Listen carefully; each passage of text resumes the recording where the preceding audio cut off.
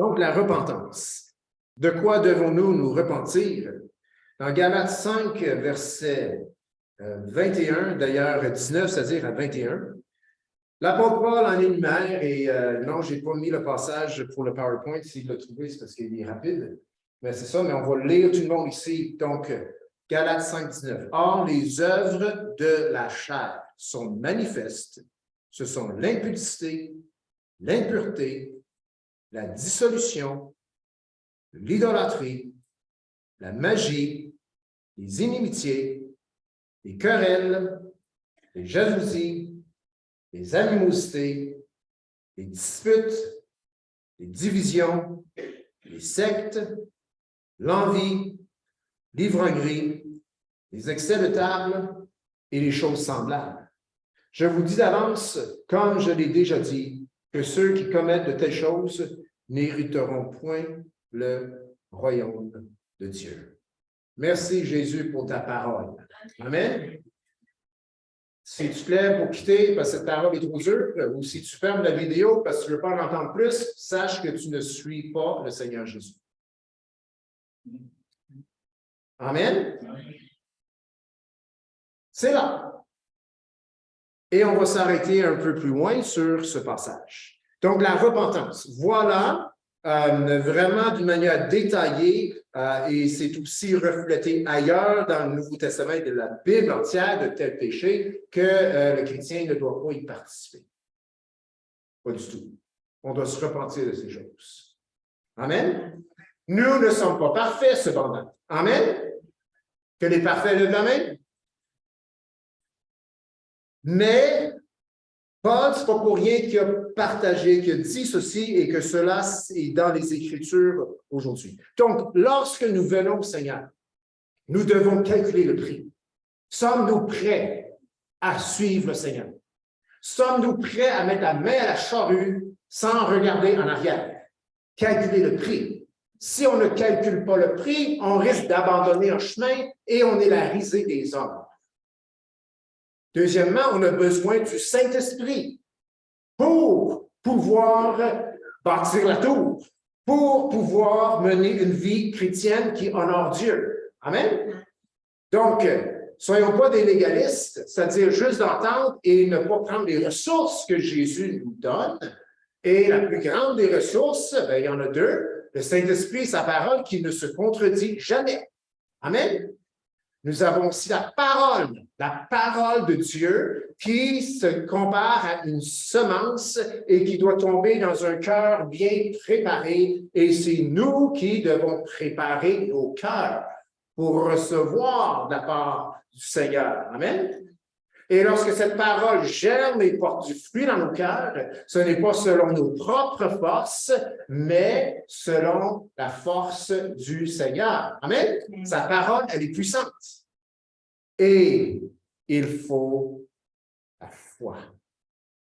Si on n'y croit pas, si la foi n'est pas là, et il faut comprendre ce qu'est la foi. La foi, ce n'est pas ma confiance humaine. Ce n'est pas ma foi humaine. C'est la foi que Christ nous a donnée. Amen. Amen. Et cette foi, c'est la foi de Dieu, la foi de Christ. Amen. C'est pour ça que quand le chrétien trébuche dans la vie, il marche par leur foi et ils se pensent qu'ils sont sauvés. Je ne dis pas qu'ils sont sauvés ou non. Dieu seul est le juge. Amen. Mais la foi qui change tout, c'est la foi de Dieu, la foi de Christ. Et lorsque les disciples ont vu ce figuier sécher, ils étaient tous « Wow! Seigneur, as-tu vu ça? » Jésus était comme hey. « Ayez foi en Dieu, dit Jésus. » D'autres versions disent « Ayez la foi de Dieu. » Puis Jésus, dans le fond, il disait « On en fera un autre figuier. » C'est quoi le problème? C'est quoi l'étonnement? C'est rien. C'était rien, ce figuier. OK. Et il faut la repentance. Et j'ai dit ce que j'ai dit pour mettre tout ça dans une soupe, là, OK? C'est pas juste de se repentir. C'est de se repentir de la bonne façon. C'est de se repentir en se servant des outils et en s'accrochant au Seigneur qu'on doit se repentir. Amen? On ne se repent pas pour devenir une meilleure personne. On se repent parce que nous avons la crainte de Dieu dans nos cœurs. Amen. On ne se repent pas pour être sauvé. Non, on se repent parce qu'on est sauvé. Amen. Donc, on a parlé la semaine passée de la repentance, je vais l'avoir. Métanoïa et métanoïo, OK? Et le mot métanoïa, c'est un deuxième mot qui est traduit par repentance et ça signifie un regret profond qui amène la personne à un changement de comportement. Ça, c'est métanoïa. Métanoïo veut dire changement de pensée. On doit penser, avoir la pensée de Dieu. Et c'est la pensée de Dieu qui définit ce qui est péché et ce qui n'est pas péché. Ce n'est pas la pensée de l'homme. Ce n'est pas ce monde. Amen? Donc, on va entendre la pensée de Dieu et par la repentance, nous mettons en action, avec l'aide du Saint-Esprit, par la puissance de la parole de Dieu et avec la foi, nous mettons en pratique cette pensée. Donc, depuis le début des temps, je ne sais pas si vous avez remarqué dans vos Bibles, les hommes de Dieu, les femmes de Dieu, ceux qui ont suivi le Seigneur, ils se sont démarqués par leur mode de vie. Un mode de vie de sainteté. Amen? Amen. Pas de perfection, de sainteté. Ils savaient qu'ils étaient mis à part et leur conduite en était une selon Dieu. Genèse 4, 4 à l'écran. Abel de son côté. Donc, il y avait Caïn, un sacrifice humain. Abel de son côté fait une de ses premiers-nés de son troupeau et de leur graisse. L'Éternel porta un regard favorable sur Abel et sur son offrande. Abel a amené une offrande selon Dieu. Saint, pas dans le sens que c'était parfait, non, saint, ce qui voulait dire selon la façon de Dieu. Caïn a amené un sacrifice à la façon des hommes, c'est des fruits. Abel a amené un sacrifice selon Dieu. C'était un de ses premiers-nés. Du sang qui a coulé et Dieu a porté un regard favorable. C'est pas ça qui détermine la différence aujourd'hui entre ce qui est mondain et ce qui est chrétien ou saint. Parce que si tu fais une offrande dans ta cour en arrière avec du céleri puis des betteraves puis tu as le maïs dans ton jardin, je te regardais, c'est comme il fait un barbecue. Mais à l'époque, avec les instructions que Dieu avait, Abel était saint et Caïn était charnel. Les gens le savaient. En tout cas, Abel le savait et Dieu le savait. Par son offrande, Dieu lui a déclaré juste. Hébreux 11:4. C'est par la foi qu'Abel offrit à Dieu un sacrifice plus excellent que celui de Caïn. C'est par elle qu'il fut déclaré juste, qu'il fut déclaré saint. Pas à cause qu'Abel était peut-être nécessairement d'une meilleure qualité que Caïn. Non, c'est juste le sacrifice. Par son sacrifice qu'il a offert, Dieu l'a déclaré juste. Mais, pour comprendre, le style de vie d'Abel était selon la parole de Dieu. Et Dieu dit, je le déclare saint. Je le déclare juste. Abel avait le regard favorable de Dieu parce qu'il obéissait à Dieu. Un deuxième exemple, c'est celui de Noé. Genèse 6:9 nous dit, voici la postérité de Noé. Noé était un homme juste et intègre dans son temps. Noé marchait avec Dieu. Répétons ensemble. Noé marchait avec Dieu. Si on enlève le Noé marchait avec Dieu, on peut trouver du monde qui sont juste intègres dans leur temps. Mais marche-t-il avec Dieu? Pas nécessairement. Noé, un juste, un saint, intègre dans son temps, et il marchait avec Dieu. Donc, il avait une vie selon les critères de Dieu. Noé, son mode de vie était différent. Son mode de vie se démarquait dans sa génération par sa justice, par son intégrité, mais c'est parce que Noé avait compris que Dieu était là et Noé craignait Dieu et Noé suivait Dieu. Noé obéissait à Dieu. Dieu lui a dit, je vais éliminer toute la race humaine. Je suis plus capable, dit Dieu. Noé, tu vas construire une arche. Voici les dimensions. Et voilà un mode de vie très différent qui a démarqué Noé des gens de son temps. C'est que dans sa cour arrière, il a décidé de construire un grand bateau pendant le temps de la sécheresse. Donc, on présume que tout le monde rit de lui. On présume qu'on l'a persécuté. Mais il avait l'idée de Dieu, il avait la révélation de Dieu, et il a bâti ce grand arche par lequel, finalement, lui et sa famille ont pu être sauvés. Amen? On a déjà dit, c'est Dieu qui a donné le plan pour l'arche, puis les hommes ont fait le Titanic. Quel plan qu'on préfère? Dieu, le plan de Dieu. Amen?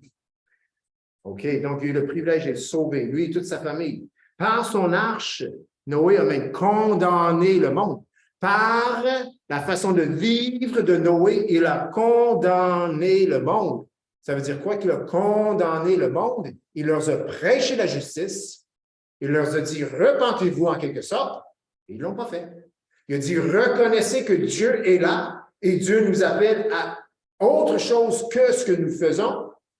Mais les gens ont refusé d'entendre et cela leur a condamnés. Hébreux 11:7, c'est écrit. C'est par la foi que Noé divinement averti de ces choses, c'est-à-dire que la fin s'approchait, qu'on ne voyait pas encore, et saisi d'une crainte respectueuse, construisit une arche pour sauver sa famille. C'est par elle qu'il condamna le monde. C'est pas pour te faire peur, mais si tu donnes ta vie à Jésus et si tu choisis de le suivre, si tu veux vraiment un signe que tu suis le Seigneur, les gens vont probablement te dire, voici le signe, c'est que les gens vont te dire que tu nous condamnes. Galates 5, 19 à 21. Lisez cela à des gens qui pratiquent de telles choses et vont vous dire, vous me jugez, vous me condamnez. Et là, on va dire, c'est juste pas le premier passage à leur emmener. Je ne suis pas sûr. Je ne suis pas certain. On ne doit pas prêcher un évangile bonbon. Amen? La parole de Dieu. Donc, pour revenir, Noé avait un mode de vie, une façon de vie différente des autres. Et tout au travers des Écritures, les hommes, les femmes de Dieu se sont démarqués par leur mode de vie. C'est un mode de vie qui reflétait Dieu, qui reflétait le Seigneur. Le chrétien doit se démarquer dans le monde par sa sainteté. C'est encore biblique aujourd'hui. Comme ces hommes de Dieu qu'on a entendus, Noé, Abel, il y en a d'autres, ils se sont démarqués par leur sainteté, leur mode de vie, qui était un mode de vie saint. Le chrétien doit se démarquer par sa sainteté et la seule façon, c'est de vivre une vie de repentance. Amen? Une vie de sainteté, c'est un commandement que Dieu avait donné dans l'Ancien Testament. Et allez dans 1 Pierre, gardez toujours en Galates, mais 1 Pierre 1, 14 et 15. Et à l'écran, on va avoir Lévitique 11, 24. C'est le même passage, mais un est dans l'Ancien Testament et l'autre est dans le Nouveau, juste pour nous montrer que le principe demeure pour nous aujourd'hui. À l'écran, Lévitique 11, 44 nous dit « Car je suis l'Éternel, votre Dieu, vous vous sanctifierez et vous serez saints. » Pourquoi? Car je suis saint. C'est la raison que Dieu donne. Tu seras saint parce que je suis saint, dit l'Éternel. Et vous rendrez point peu par tous les stéréotypes qui rentrent sur la terre. C'est des lois que Dieu avait données à l'époque. Vous serez saints car je suis saint, dit l'Éternel. Amen? Maintenant, 1 Pierre, passage auquel vous avez tourné, 14 et 15, c'est écrit, comme des enfants obéissants, ne vous conformez pas aux convoitises que vous aviez autrefois. C'est les convoitises du monde. Quand vous étiez dans l'ignorance, verset 15, Mais puisque celui qui vous a appelé est saint, vous aussi soyez saints dans toute votre conduite, selon qu'il est écrit, vous serez saints, car je suis saint. Pas ça, j'ai oublié de mettre sur le PowerPoint le verset vraiment punch. Mais vous l'avez dans vos Bibles. Amen. Vous serez saints, c'est bien ça qui est écrit? Vous serez saints, car je suis saint, dit l'Éternel. Pourquoi est-ce qu'on doit mener des vies saintes? Parce que Dieu est saint. Amen. Celui qui nous a sauvés est saint. Et la seule façon, c'est vivre une vie de repentance. Vivre une vie selon la pensée de Dieu et mettre en pratique la pensée de Dieu. L'appel à la sainteté du chrétien, c'est clairement dit dans la Bible. Le standard de sainteté de Dieu est également clairement défini dans la Bible. Autrefois, nous étions ignorants. Plus aujourd'hui. Autrefois, ignorants, on a adopté un standard de vie selon ou acceptable selon ce monde. Qu'est-ce qui est acceptable aujourd'hui dans notre monde? C'est ce qui te va. Donc, on a adopté par le passé un standard du monde en ce qui concerne ce qui est le bien et le mal, en ce qui concerne comment on doit mener nos vies. Aujourd'hui, étant chrétien, c'est différent. Amen? Nous sommes à Christ et nous sommes appelés à la repentance. Amen? C'est pas juste le jour de ton salut ou de mon salut. Une vie de repentance, une marche de sainteté. Vous serez saints car je suis saint, dit l'Éternel. Donc, notre monde a défini le standard moral comme suit. Si ça te fait du bien et si ça ne fait pas de mal aux autres, c'est bien. Quelle définition? C'est à peu près ça, hein? Ça, c'est parce qu'on regarde peut-être juste dans le moment présent. Ça finit toujours par faire mal. Une vie hors des voies de Dieu. Amen. Mais c'est le standard aujourd'hui, si ça te fait du bien et si ça fait pas mal aux autres, c'est bien. Mais aujourd'hui, ce n'est pas le monde. Pour nous, enfants de Dieu, aujourd'hui, ce n'est pas le monde qui définit notre standard moral, c'est Jésus et sa parole. Amen. La Bible. Amen. Parole de Dieu, c'est elle qui définit notre standard. Ça, c'est la repentance. Changement de pensée. Ceci est la pensée de Dieu. Elle est bonne. D'accord? Pas d'accord avec? Elle est bonne. C'est tout. That's it, that's all. Ça, c'est dit que Jésus est Seigneur. That's it. Tu peux croire autre chose. Tu vas découvrir un jour que tu t'es trompé. La pensée de Dieu. Repentance. OK, ensuite, il faut qu'elle devienne mon standard de vie. Quand je veux savoir comment bien vivre, c'est ici que je m'en vais. Amen? C'est là qu'on s'en va. Surtout ce qui a trait aux standards moraux. Aujourd'hui, donc, ce n'est pas le monde qui définit notre standard moral, c'est Jésus, sa parole. Et ça, en quelque sorte, c'est la repentance métanoéo, qui veut dire changement de pensée. Avant d'être au Seigneur, on avait une pensée. Elle devait changer. Nous avons entendu la parole du Seigneur et on s'est repenti, on a changé de pensée. On n'est pas devenu parfait, ça. Et notre mode de vie doit changer. Amen? On ne roule pas sur 1971, le 12 septembre, où on a été sauvé. Ce n'est pas ce jour-là qui doit se répéter tout le reste. Non, il faut continuer.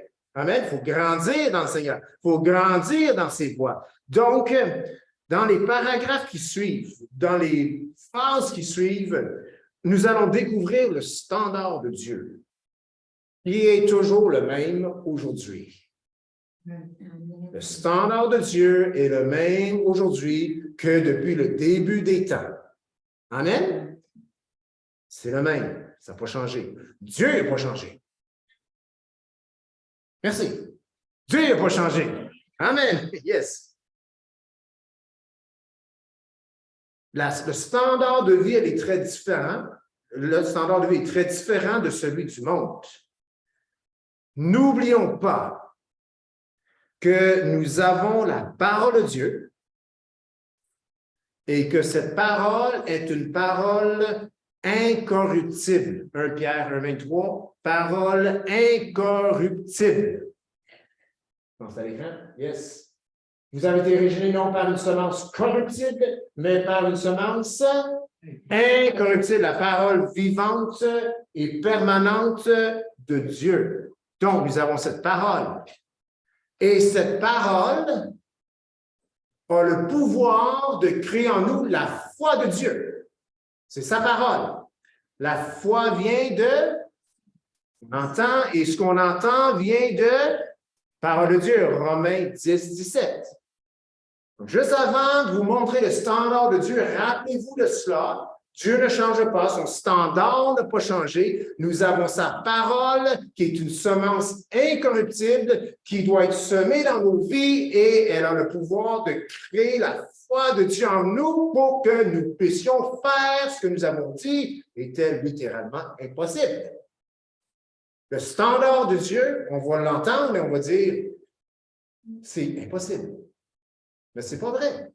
C'est possible. Parce que Dieu est grand et nous avons sa parole incorruptible et éternelle. Amen? Donc, cette parole est puissante et a le pouvoir de produire en nous la foi pour mener une vie de repentance, une vie de sainteté qui va nous permettre de surmonter les difficultés et mettre en place les changements nécessaires pour modeler une vie morale selon le standard de Dieu. Ce que je suis en train de toucher ce matin, c'est le point critique. Jésus, je pense qu'il était 120, et là, soudainement, il y avait un paquet qui l'abandonnait. Je n'ai pas le passage en tête, parce que la parole qu'il a dit était trop dure. Parce que ça demandait un prix à payer. Ce qu'on touche juste là fait en sorte que beaucoup de chrétiens abandonnent. Et beaucoup de gens qui se sont dit chrétiens abandonnent. Ou la personne opte pour un évangile facile. Bonbon. Et là, il mange à 2 tables. On va se poser d'être comme ça. Donc, mais afin que la parole de Dieu puisse produire la foi nécessaire, nous devons l'accueillir, même si elle ne fait pas l'affaire de notre chair.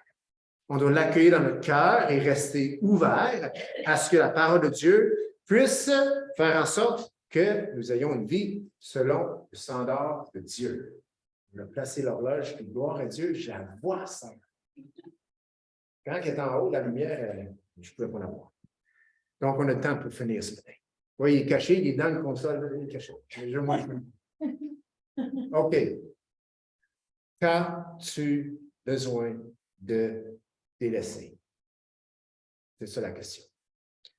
Si on va dans le contexte d'un nouveau chrétien, 3 semaines, tu es au Seigneur, 6 semaines, qu'as-tu besoin de délaisser? Donc, on a vu que le Seigneur nous appelle à la repentance. Jésus est la solution, la seule solution, et nous devons délaisser ce qu'il n'aime pas afin de vivre des vies de sainteté. Mais qu'as-tu besoin de délaisser pour accomplir cela? Donc, on va regarder ensemble Galates 5, 19 à 21. C'est une liste de choses qui ne peuvent pas être dans la vie du chrétien. Ces leçons, nous devons à tout prix les abandonner. Galates 5, 19. Or, les œuvres de la chair sont manifestes, évidentes. On peut dire amen à ça? Tu n'as pas même besoin d'aller dans le monde. Regarde les cahiers qui sont à l'école. C'est manifeste. Ce sont l'impudicité, l'impureté, la dissolution, l'idolâtrie, la magie, les inimitiés, querelles, jalousies, les animosités, disputes, divisions, les sectes, l'envie, l'ivrognerie, les excès de table et les choses semblables. Donc, la liste est plus longue. Et les choses semblables. Je vous dis d'avance, comme j'ai déjà dit, que ceux qui commettent, vous soulignez le mot commettent, de telles choses n'hériteront point le royaume de Dieu. Laissez-moi finir ce matin. Amen? Oui, amen. Oui, ça, je ne vais pas en désirer ça. Là. Amen. Mais laissez-moi finir ce matin. Partez pas tout dans la condamnation. OK? Il y a quelque chose dans le mot commettre. On va voir un peu plus loin. OK. 3 premières choses mentionnées. Impulsité, impureté, dissolution. Pour répondre à la question, qu'as-tu besoin de délaisser? Donc, première catégorie, péché sexuel. Dans l'Église, dis pas ça. Désolé. Dans l'Église, c'est une bâtisse comme un autre. Salle communautaire, ça fait la même affaire. La parole de Dieu, c'est la parole de Dieu. Le péché sexuel, c'est nommé en premier, peut-être parce que c'est peut-être dans le temps de Paul et encore aujourd'hui, ce qui est le plus évident, le plus propagé. Péché sexuel. OK. Je vais les définir.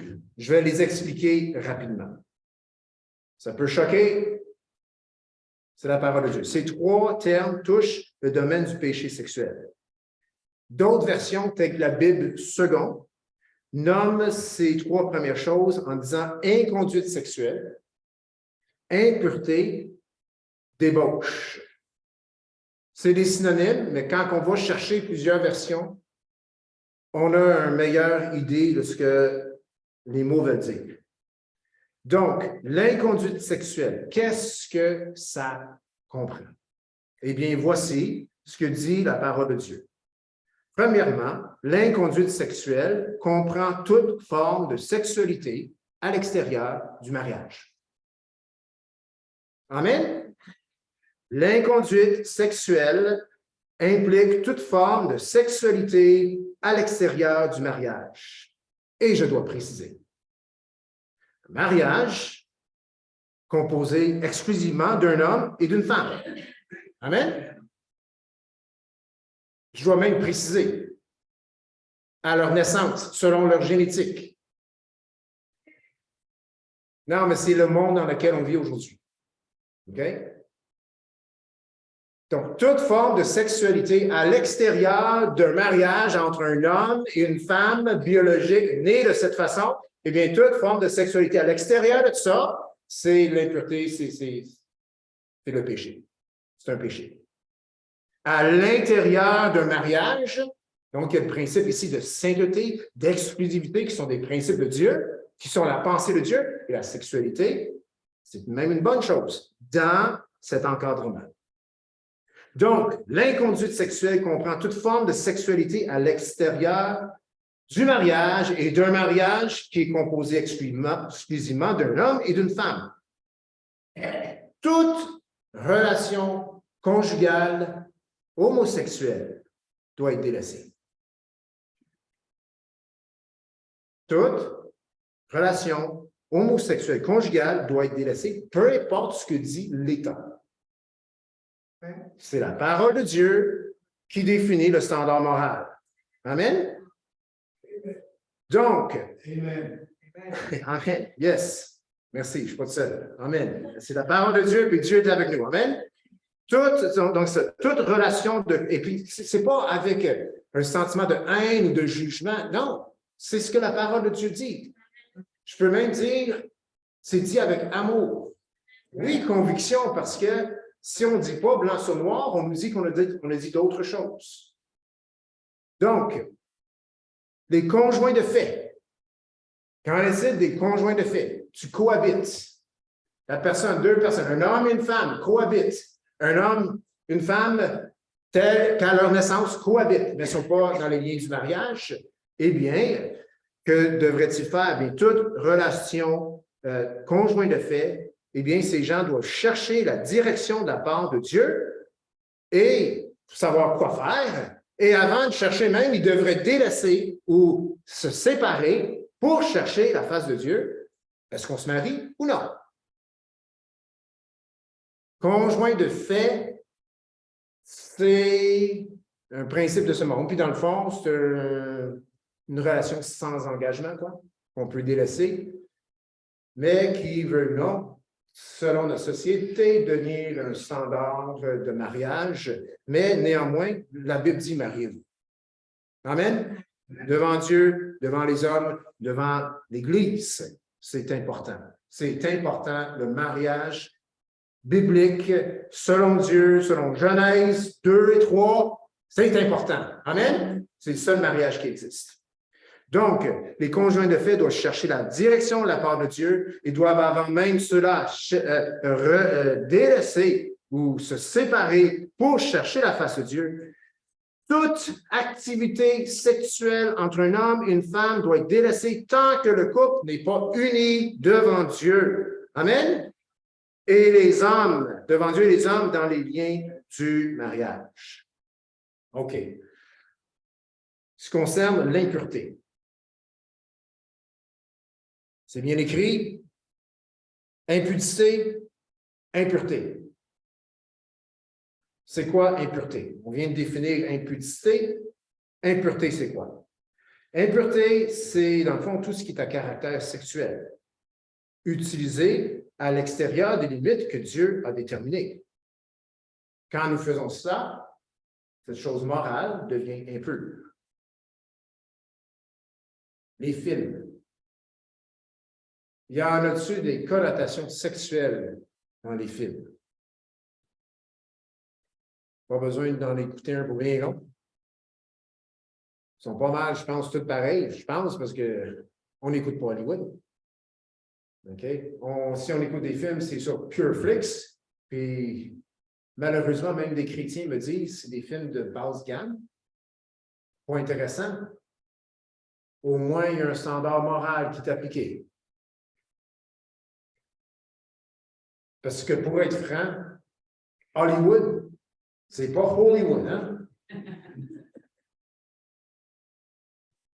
Pas du tout. Et c'est pire que jamais. C'est pire que jamais. Juste pour faire une petite parenthèse, on n'a aucune idée de ce qui est dans ces films.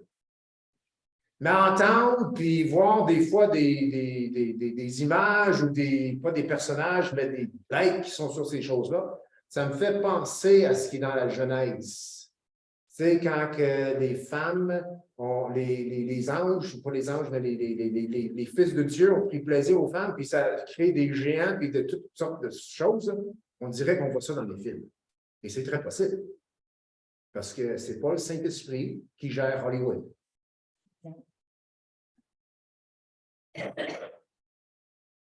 Donc, tout ce qui est à caractère sexuel dans ces films, c'est complètement à l'extérieur des limites de Dieu. La sensualité dans les films, même les farces suggestives. L'apôtre Paul dit que ça ne soit même pas nommé parmi vous. Wow. La pornographie sous toutes ses formes. Toutes ces choses doivent être délaissées. On parle d'impureté. Troisièmement, le mot dissolution. Celle-là, on la comprend moins, ou d'autres versions le traduisent comme débauche. C'est encore plus extrême que les deux premiers termes. Et bon, il y a peut-être moins de monde qui s'en vont jusqu'à là, mais c'est dans notre monde, la débauche, les partenaires multiples, les fêtes de sexe, je ne sais pas comment tu appelles ça, là, le chrétien ne va pas là. Il délaisse ces choses. Amen? Donc, la Bible seconde ajoute à dissolution les beuveries, parce que souvent ils vont ensemble. L'ivrognerie, ça revient aussi à la fin. Ces choses doivent être délaissées. Deuxième catégorie, le péché spirituel. Donc, il y a le péché sexuel, il y a le péché spirituel. Ce que vous entendez ce matin, c'est ce que Dieu pense de ces choses. C'est la pensée de Dieu. Ce n'est pas la pensée de Peter. Si c'est ma pensée, c'est parce que j'ai adopté la pensée de Dieu.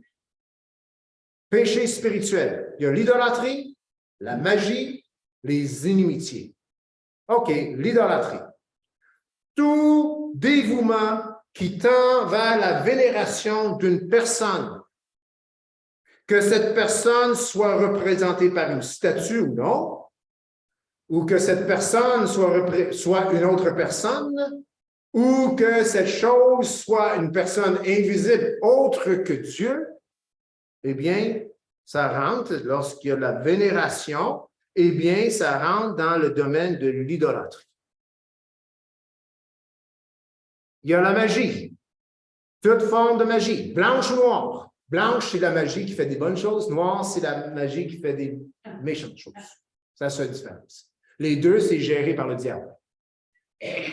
Donc, la magie, on doit ne pas participer à ça. Les incantations, tout ça, c'est à délaisser. S'il y a des choses dans nos maisons qui représentent ces pratiques, ces choses doivent être mises à l'extérieur. Si tu veux, tu peux faire un feu, c'est une bonne affaire, mais la poubelle va servir autant. Le seul danger avec la poubelle, c'est que quelqu'un le ramasse. Il faudrait peut-être brûler ces choses. Nous sommes appelés à des vies qui sont saintes. Amen? Traduction. Amen vient quelques secondes plus tard. Toute forme de magie blanche, noire, donc toute forme de spiritisme, toute forme de médecine douce procurant des bienfaits au-delà de la substance physique. Okay? C'est le questionnement dans le monde chrétien face à l'homéopathie. C'est tellement dilué. Je vais être franc avec vous autres, scientifiquement parlant, vous buvez de l'eau, mais ça a un effet. Des fois, il y a souvent l'histoire de la pendule sur ces choses-là. Moi, je n'irai jamais là. L'homéopathie, non. Mais que le médecin me donne une prescription, ben, je vais prier. Ça se peut que j'apprenne parce que c'est des produits quand même vérifiables scientifiquement, physiquement. Il y a du chimique. C'est peut-être pas bon pour moi, là. Mais au moins, c'est pas une question de spiritisme. Il n'y a pas de magie, quelque sorte, ou d'intangible associé à ces choses-là. Donc, toute pratique qui nous invite dans un culte, autre qu'un culte envers Jésus-Christ, toutes ces choses doivent être abandonnées. Amen? Il faut qu'ils soient abandonnés. OK, les inimitiés, c'est quoi ça? La Nouvelle Bible seconde prend le terme hostilité. L'occulte emmène souvent, c'est pas toujours vers l'hostilité. La méchanceté à l'extrême, c'est hostile. Les hostilités proviennent d'un cœur vendu à Satan. Le chrétien peut parler là. Amen? Une personne qui se livre entièrement à la colère, se livre à la colère, à la vengeance. Il livre son cœur au méchant et non à celui qui a sauvé son âme, Jésus-Christ. Amen? Il ne peut pas y avoir d'hostilité dans la vie du chrétien. Troisième catégorie, il y en a 4, le péché social. Oh, celle-là, là, on commence à jouer plus. Il est autant sévère sur ces choses que les 2 premières catégories. Ah, j'ai ma vie sexuelle en ordre, c'est tout ça, je check ce que je regarde, mais je suis toujours en chicane. Péché social. Il y a les querelles, les jalousies, les animosités, les disputes, les divisions, les sectes, l'envie. C'est toutes des choses dans le social. L'Église se rassemble et c'est une communauté. Bon, non, il n'y en a pas de ça. Ouf. Il y en a. Il faut se dire. Il faut s'en repentir. Les querelles, les jalousies, les animosités, les disputes, divisions, cette envie, Dieu ne veut pas ces choses. Toutes ces choses blessent. Toutes ces choses proviennent de comparaison. Toutes ces choses viennent de « il y a, puis moi, je n'ai pas ». Toutes ces choses viennent et créent des représailles qui, ultimement, divisent. Quand il y a une division, c'est parce que chacun se pense le meilleur. Il crie tout la même affaire. Venez dans le camp le meilleur. Division. Il ne devrait pas l'avoir. Il y en a des tonnes dans l'Église. C'est triste. Et si tu creuses, tu vas voir que dans le fond de l'affaire, il y a de l'idolâtrie. Parce que s'il n'y avait pas d'idolâtrie, Christ serait en premier. C'est pas normal qu'il y ait une division dans une église où ce que Christ est prêché d'être le numéro 1 et où cet enseignement, cette parole est emmenée pour être appliquée dans la vie des gens. C'est là que ça pète d'habitude. Quand que je parle à toi, mon frère, à toi. Parce que quand c'est une prédication, c'est l'autre, hein? Pas moi. Mais quand que le frère ou le pasteur vient, c'est pour toi. Toute humilité, avec amour, avec les fruits de l'esprit. Je t'apporte ceci. Bing, bang, pouf, on claque la porte. C'est quoi ça? C'est quoi ça? Il n'est pas supposé d'avoir de division. C'est un fruit de la chair. Donc, jalousie, animosité, tout de suite. Mais quand Jésus est sur le trône, tout ce que Jésus peut me dire dans ma vie, c'est accueilli. Amen? Que je sois d'accord ou pas d'accord. Amen? Je l'accueille. Je veux Jésus sur le trône de ma vie. Donc, les ambitions personnelles ne trouvent dans l'Église et deviennent uniquement une source de division. Nous sommes là pour donner gloire à Dieu. Amen? Pour donner gloire au Seigneur Jésus. Amen? C'est tout. That's it. That's all. Tout le reste, c'est des ambitions personnelles. Jamais, jamais est-ce que nos ambitions personnelles doivent avoir une source. Excuse-moi. Jamais nos ambitions personnelles doivent-ils avoir une source. Ma phrase est mal écrite. Excusez-moi. Je vais le mettre dans mes mots. Toute amertume, toute pensée de vengeance, toute calomnie, tout ce qu'on peut faire au niveau social, eh bien, chers amis, ça provient toujours d'ambition personnelle. Le chrétien est appelé à vivre dans la paix et contribuer à la paix. Romains 12, 18, qui dit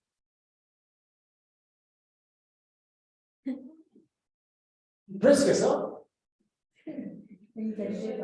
Merci. S'il est possible. Très bien. S'il est possible. Autant que cela dépend de vous, soyez en paix avec tous les hommes. Donc, on doit être en paix avec tous les hommes. Malheureusement, dans l'Église, si on dit la vérité, il n'est pas possible d'être en paix avec tous les hommes. Parce que c'est deux camps dans l'Église. Puis un camp dit la vérité, la parole de Dieu, et l'autre, c'est d'autres choses. Eh bien, la seule façon que tu vas pouvoir être en paix avec eux autres, c'est si tu dilues l'Évangile. Et on s'en va pas là. Amen? Donc, s'il est possible, autant que cela dépend de vous, je peux parler, donc il y a quelque chose qui dépend de moi. Autant que cela dépend de vous, soyez en paix avec tous les hommes. Quand on est unis en Jésus, il y a la paix. Amen. Il y a la paix, il y a l'unité. Il y a les fruits de l'esprit. OK, le péché de l'intempérance, dernière catégorie, péché de l'intempérance. On parle d'ivrognerie et on parle moins souvent des excès de table. On ne parle pas beaucoup de ce qu'on est capable. Ivrognerie et excès de table. Donc, ici, on parle, oui, c'est social, mais c'est de l'intempérance au niveau alimentaire ou de ce qu'on boit. À l'ivrognerie, il faut ajouter à cela toute substance qui, finalement, de façon assez rapide, vous fait perdre les sens. Cannabis. Comment tu appelles ça? Pas social, mais qui est permis par, voyons, récréatif. Un puff ou deux, tu ne devrais plus être ouvert. Vous comprenez? OK? Le cannabis, c'est quoi le mot? Récréatif, c'est à proscrire. C'est une drogue. Les drogues de rue, comme les drogues de rue, là. Tu sais, la cocaïne, des choses de même là, que tu trouves dans la rue, sont souvent, probablement, un peu, parce que si c'est des drogues de la rue, c'est parce que c'était peut-être pas fait professionnellement, mais peu importe, c'est des substances toxiques. On ne peut pas avoir ça dans nos vies. Donc, quand on parle d'ivrognerie ou d'intempérance, il faut l'élargir. Ce n'est pas juste de prendre trop d'alcool, c'est de faire usage de n'importe quoi qui mène rapidement à une perte de ses sens. Dieu veut qu'en tout temps, on ait tous nos sens. Amen? Tu perds les sens, tu t'en vas dans le péché. Donc, en ce qui concerne l'alcool, bien des chrétiens l'abandonnent tout simplement. J'en suis un. C'est la meilleure chose à faire. Pourquoi? Parce que la Bible nous dit qu'on doit jamais, en aucune circonstance, être une pierre d'achoppement. C'est toi qui es saint, qui mène une bonne vie, sainte devant le Seigneur, prends de l'alcool et ton frère qui, lui, il a une faiblesse face à la bouteille, te voit et dit, bien, si lui peut, étant donné la marche qu'il a, moi aussi je peux, et lui finit dans le péché, mais pas l'autre, eh bien, je dois veiller sur mon frère. Amen? Mais, soyons francs, bibliquement parlant, l'alcool n'est pas défendu. C'est l'excès. Sauf que même en prendre peut créer des problèmes pour d'autres. À vous de juger. Moi, j'ai choisi, depuis que j'ai 19 ans, de n'en pas en prendre. J'en ai pris peut-être une gorgée depuis. Ça change rien à ma vie qu'elle ne soit pas là. Si ça changerait vraiment quelque chose dans ma vie, ça serait une idole. C'est-à-dire, son absence, ça ferait vraiment un problème dans ma vie, ça serait une idole. Je ne peux pas être heureux sans ça. Mais oui, je peux être heureux sans ça. Excès de table. La Nouvelle Bible seconde parle de beuverie. C'est tout ensemble, finalement.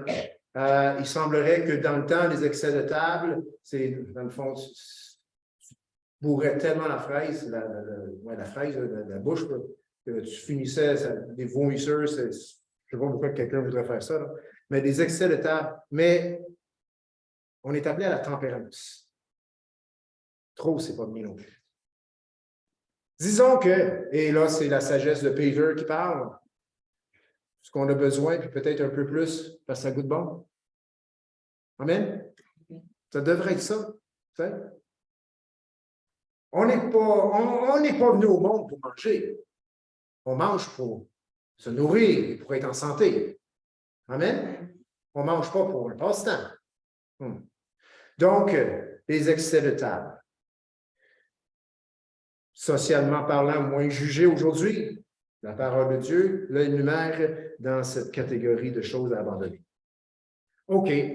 Dans tout cela, qu'est-ce qu'il faut comprendre?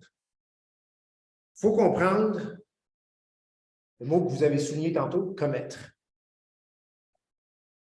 Combien ici peuvent dire, oui, j'ai commis tel péché, impudicité ou ivrognerie, ou j'ai trop bu un soir, ou, tu sais, on regarde la liste puis on dit, ouais, je ne peux pas cocher, dire, non. Certaines choses, oui, comme la magie, parce que c'est des choses plus flagrantes, ou peut-être qu'on n'a jamais été là, mais on regarde ça puis on se dit, ouais, si je prends ça juste comme ça, je n'hériterai pas du royaume de Dieu. Le mot commettre, OK? Il faut comprendre, le chrétien pêche, mais, hein? Vous êtes d'accord? J'espère. En tout cas, si vous ne péchez pas, apportez-le. Je ne suis pas assez saint pour vous. On trébuche, on fait des erreurs. Et des fois, plus que momentanément. C'est triste, c'est une triste réalité. La chair est faible. Amen? L'esprit doit être bien disposé et forte. Et plus qu'elle est forte, plus que la chair est soumise. Mais la réalité, c'est que la chair, des fois, prend le dessus et on s'échappe. Il y a une différence entre échapper et commettre. D'ailleurs, d'autres versions vont dire pratique. Quand tu pratiques quelque chose, tu deviens meilleur. Y a-t-il quelqu'un ici qui devient de mieux en mieux dans sa vie d'adultère? Vous comprenez, là? OK? OK? Maintenant, j'ai pris celle-là, mais c'était un gros, là, mais en tout cas, peu importe. Mais, tu sais, je deviens de mieux en mieux dans mes excès de table. Je les pratique, tu sais, c'est comme, tu sais, non, OK? Donc, il y a une différence entre commettre, entre pratiquer, puis j'ai été trop loin, là. Puis c'était une occasion. Okay? Ce n'est pas pour excuser ces choses. Oui. Non. On ne les excuse pas. Ça déplut à Dieu. Puis c'est vraiment pas été en reconnaissance à ce que Jésus a fait dans nos vies.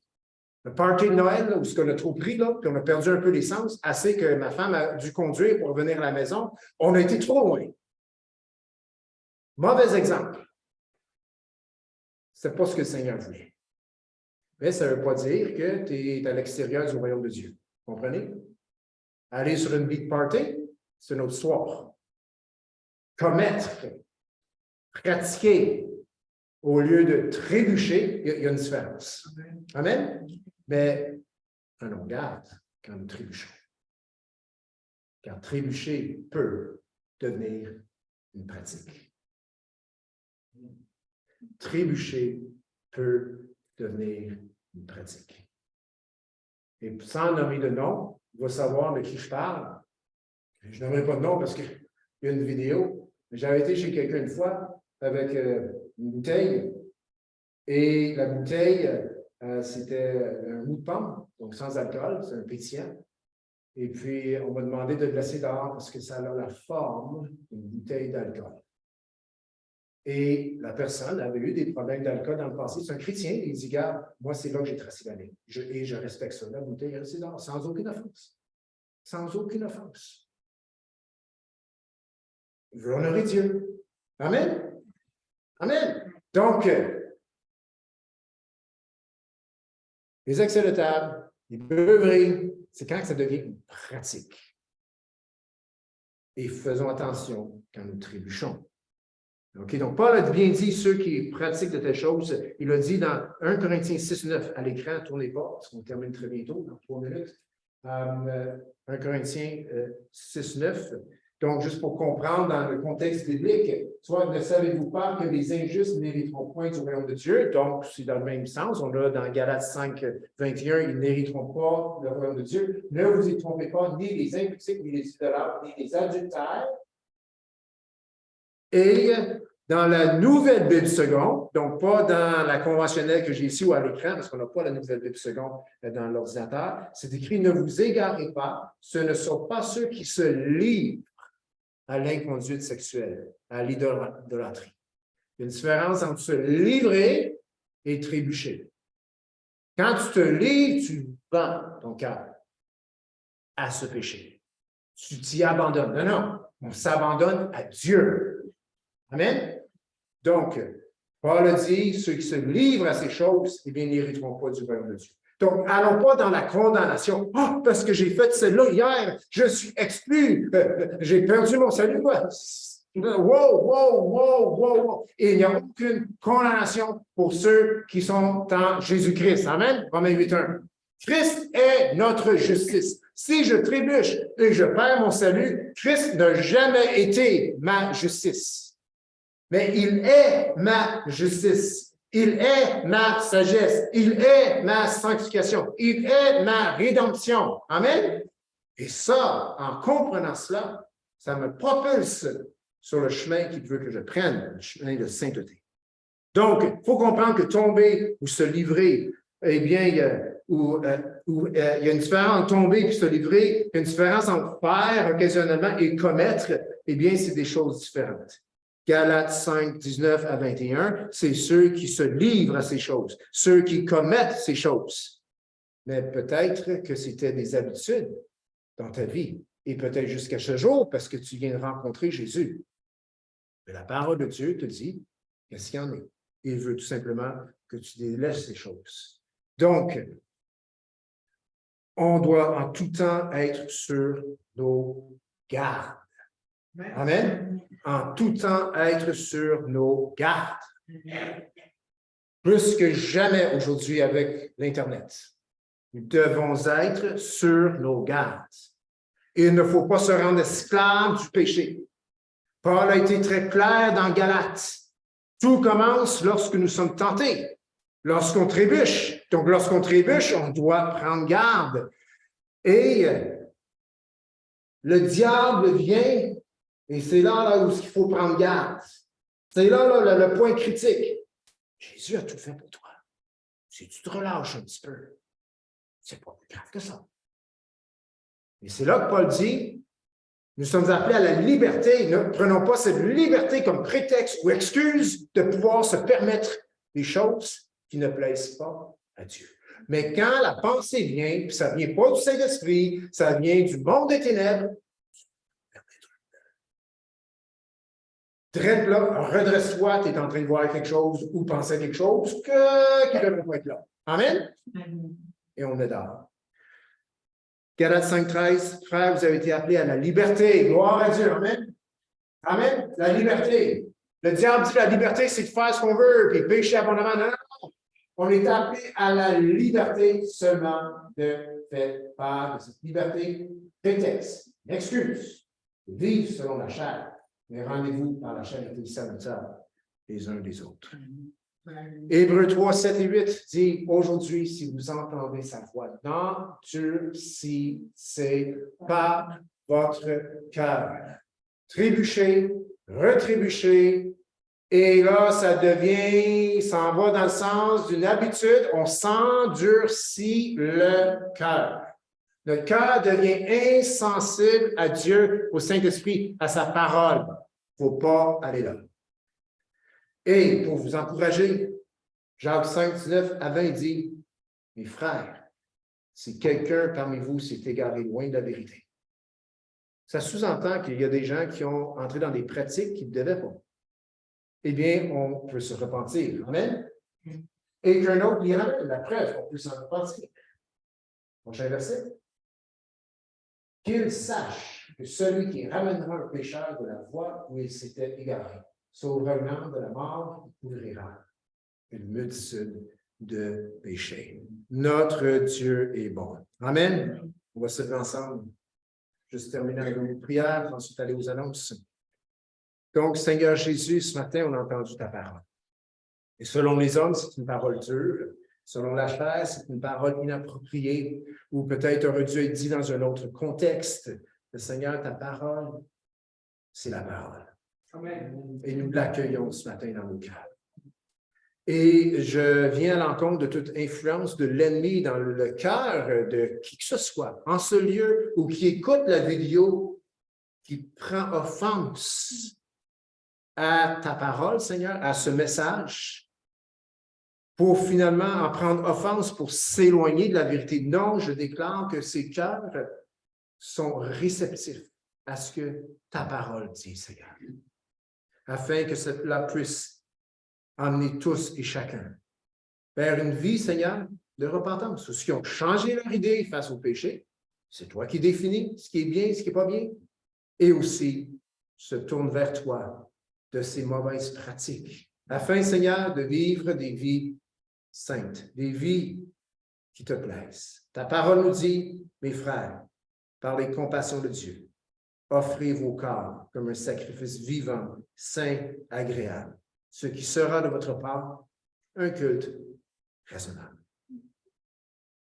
Une vie de sainteté, Seigneur, ici-bas sur terre, c'est juste raisonnable en comparaison au sacrifice de Jésus à la croix. Donc, Seigneur, on veut être mort au péché, vivant pour Dieu. Et c'est dans ton précieux nom, Jésus, qu'on a prié, que tout le monde puisse dire Amen, Amen. On peut s'asseoir. Juste quelques petites annonces pour ensuite, dans l'entrée, on a un petit goûter ce matin. Donc, cher diacre, on n'a pas eu le temps de finir le mardi passé.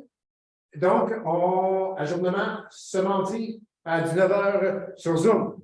Il y a une diaconesse, diacre là-bas, l'autre est au travail. Très bien, prochaine annonce. Études bibliques, mercredi, un passage pour nous aider à nous préparer. On est dans les Proverbes. Donc, Joey fait les études bibliques du mercredi. Ensuite, il y a un temps de partage. Proverbe 1, 8 à 33, c'est le passage pour mercredi qui s'en vient. Donc, on est dans le contexte là, de le commencement de la sagesse, c'est la crainte de l'Éternel. Donc, on peut se préparer, c'est ici et aussi en Zoom. Donc, vous allez avoir l'invitation. Prochaine annonce. Petite collation, si vous voulez contribuer une petite collation goûtée dans l'entrée après l'Assemblée, eh bien, juste m'appeler. Merci à notre sœur Monique cette semaine qui a amené des beaux cucuis, des beaux biscuits. Amen. Donc, on va pouvoir en profiter. Merci, ma sœur. Prochaine annonce.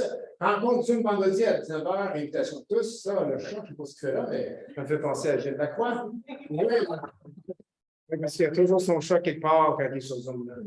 Oui, prochaine annonce.